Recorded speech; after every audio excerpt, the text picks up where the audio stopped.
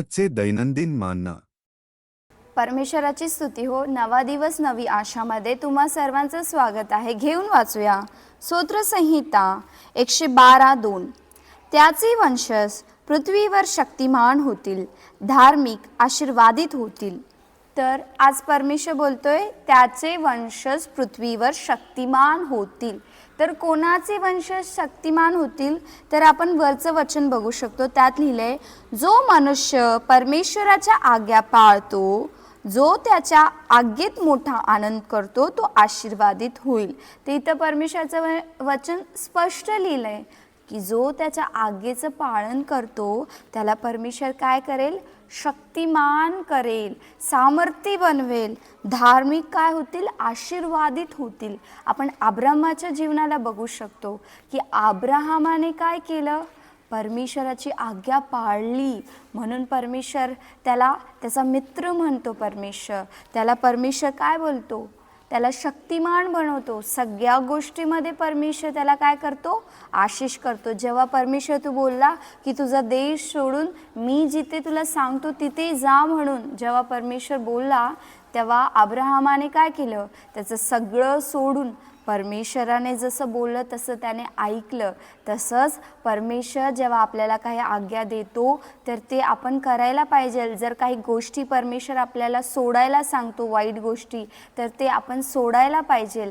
जेव्हा आपण त्याच्या आज्ञांचं पालन करतो तेव्हा परमेश्वर काय करेल? आपल्याला शक्तिमान म्हणजे सामर्थ्य बनवेल सगळ्या क्षेत्रांमध्ये. अब्राहामाला परमेश्वर काय केलं? त्यांच्या मुलांना आशीष केलं, त्याला शेतीमध्ये आशीष केलं, प्राण्यांमध्ये. त्यावेळेला काय होतं की प्राणीच धनसंपत्ती होती. तर परमेश्वराने एवढं दिलं. परमेश्वर बोला, ज्या ज्या जागेवर तू चालणार फिरणार, जी जी जागा तू पाहणार ती सर्व तुला देणार. आणि परमेश्वर जसा बोलला तसं केला. कारण की अब्राहाम काय केलं? त्याचा सगळा परिवार सोडून, सगळं काही सोडून काय, तो परमेश्वराची आज्ञा पाळली, त्या देशामधनं निघून आला. आणि परमेश्वर जो देश दाखवला त्या देशामध्ये तो आला आणि परमेश्वराने त्याला आशीष केली.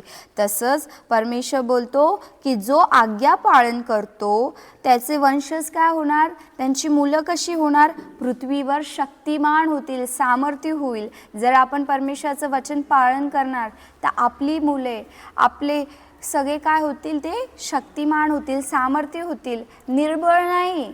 शक्तिमान याचा अर्थ फक्त शरीराने शक्तिमान नाही, पण बुद्धीने, मनाने शक्तिमान होतील. तर आपण त्याची आज्ञा पाळायला पाहिजे. आणि आपण धार्मिक म्हणजे पवित्रताने आपण जीवन जगणार तर परमेश्वर आपल्याला सगळ्या क्षेत्रांमध्ये आशीर्वादित करणार. आपल्या शिक्षणामध्ये, आपल्या कामांमध्ये, आपल्या जाण्यामध्ये, आपल्या येण्यामध्ये पाहणारे लोक आपल्याला म्हणतील की हे कसं झालं? तू तर असा होता आणि असं कसं काय एवढा बदल तुझ्यामध्ये झाला? तर आपण सांगू शकतो की येशू राजाने मला बदललं, त्याच्या आज्ञांचं मी पालन केलं आणि त्याने मला आशीष केलं. तर चला हे वचन आपण ग्रहण करूया आणि प्रार्थना करूया.